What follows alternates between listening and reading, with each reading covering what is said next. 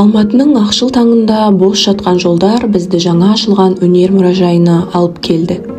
Алматы қаласының қақ ортасында орналасқан Алматы өнер мұражайы қазіргі заман мен тарихтың тоғысқан бірегей кеңістігі. Қалалықтар қаланың қарбаласынан шаршағаннан кейін осы жерге келіп, уақыттың бар екенін ұмытады.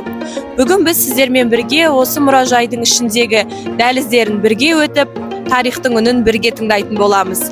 Бізбен бірге болыңыздар. Бұл жаңа дәуірдің бастауы. 2025 жылғы 12 қыркүйекте қала жүрегінде Әл-Фараби мен Назарбаев көшелерінің қиылысында Алматыда бірегей орын ашылды. Ол Алматы өнер мұражайы. Бұл естен аттаған сәтте сыртқы әлем тұмшаланып, өзіңді басқа әлемде сезінесің. Бұл музейдегі әр жәдігер уақыттың куәсі. Ал біз сол уақытты куәсін жақынырақ сезіну үшін сіздермен бірге толығырақ танысайық. Бұл музейдің негізін қалаушы, меценат, жинаушы кәсіпкер Нұрлан Смағұлов. Бұрын соңды жиналған жеке жинақ 700-ден астам өнер туындылары енді баршаға ашық. Ғимараттың өзі де бір өнер туындысы іспетті. 2022 жылы салына бастаған мұражайдың жобасын британдық сәулет бюросы Чапман Тейлор дайындаған. Мысалы, қазақ классикалық суретшілердің шығармалары Жанатай Шәрденов, Тақболат Тоғызбаев, Айша Ғалымбаева шамамен 250 туынды арқылы өткен дәуірдің рухын жеткізеді. Ал заманауи қазақ және халықаралық суретшілердің жұмыстары Рустам Хальфин, Сәуле Сүлейменова, Сайд Атабеков, Ричард Сера, Билл Виола 450-ден астам туындымен заманауи өнерді таныстырады. Мұндағы әр зал өз алдына бір әлем. Сарыарқа залы қазақ даласының кеңдігін көрсетсе, Ұлы Дала залы заманауи өнерді паш етеді. Қазір мен естеліктерге толы мұрағаттың жанында тұрмын. Көріп тұрғандарыңыздай, мына жердегі барлық заттардың барлығы естелікке толы және де қарапайым көрінбегенмен әрбір газет бетінің, әрбір суреттің артында үлкен тарих тұр. Адамдардың өмірі, олардың армандары мен сәттері, қуанышы мен қайғысы көрініс тауып тұр. Мұндағы әр естелік, дыбыссыз куәлік, өткенді тірілтетін үн. Бұның бәрі сақталған ғимараттың ауданы шамамен 9410-60 шаршы метр. Құрылым 2L тәрізді блоктан құралған. Музей ашылған алғашқы 3 күнде 14 мыңнан астам адам келді. Оның ішінде зейнеткерлер, студенттер, мектеп оқушылары мен көп балалы отбасылар, мүмкіндігі шектеулі азаматтар барлығы өнермен танысуға мүмкіндік алды. Мына экспонатқа қарағанда адам ойға батпай қоймайды. Себебі бұл жай ғана материалдық жәдігер емес, бұл жерде адамның кеткен уақыты, оның еңбегі, оның өнері көрінеді.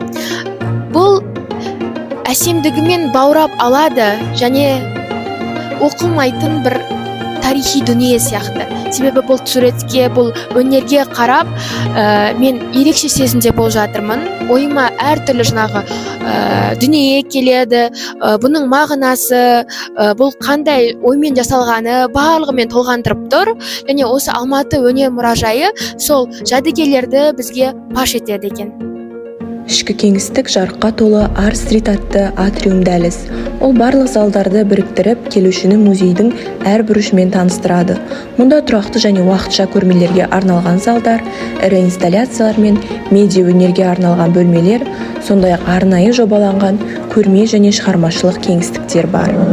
Мұражай ғимаратының өзі де ерекше. Британдық сәулет бюросы жобалаған орынның дизайны мен архитектурасы заманауи функционалды және экспозициялар мен инсталляцияларға лайық етіп салынған.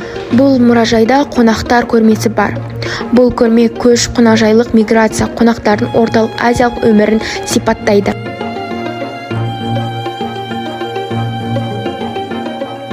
Бұл жерде көріп тұрғандарыңыздай, бұл заманауи өнер залы.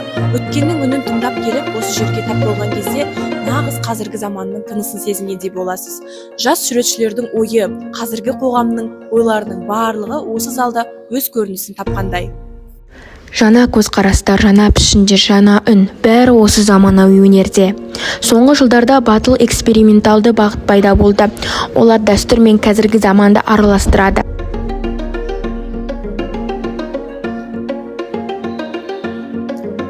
Заманауи өнер.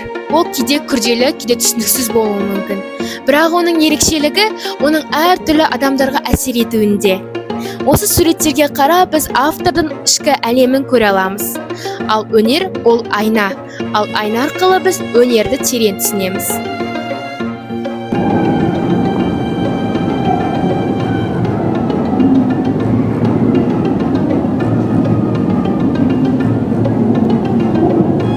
Ричард Серраның «Жаңшын» атты үлкен мүсіндік жұмысы. Бұл туынды ірі көлемді болат пластиналардан тұрады. Олар кеңістікті өзгертіп, келушіні қозғалысқа шақырады. Әр бұрыштан қарағанда әртүрлі эмоция тудырады. Бір жаңалық бойынша қазақ суретшілері дәстүрлі кере, қазақ кілемі, фольклорлық мотивтерді қазіргі формада қайта өңдеп, жаңа компьютер, қолмен жұмыс, тарихи символика комбинациясын жасап жатыр. Ал бұл тыныштыққа толы зал. Мұнда әр қадам, әр тыныс сезіледі. Бөлменің ортасында мүсін немесе инсталляция жоқ. Тек экранда үнсіздікпен ана баласын ұстап тұр. Алматы өнер мұражайы бұл тарихтың үні емес, бұл өнерді бізге танытатын кеңістік. Ал осы мұражайда біз әр өнердің, әр жәдігердің мағынасын, ойын, тереңдігін түсінеміз. Өнер ол уақыт тоқтатпайды, ол сезінуге мүмкіндік береді. Осымен біздің документалдық фильміміз аяқталды.